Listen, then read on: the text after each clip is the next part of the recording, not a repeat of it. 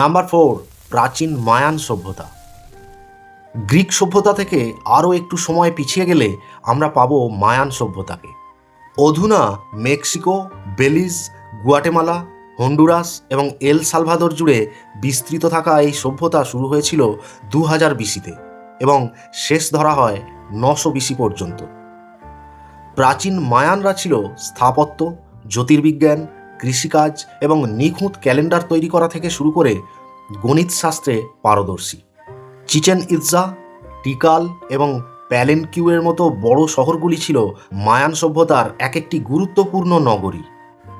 প্রাচীন মায়া সংস্কৃতির সাক্ষ্য নিয়ে অদ্ভুত আকৃতির পিরামিড এবং মন্দিরগুলো আজও আশ্চর্যের সাথে দাঁড়িয়ে আছে এখানে।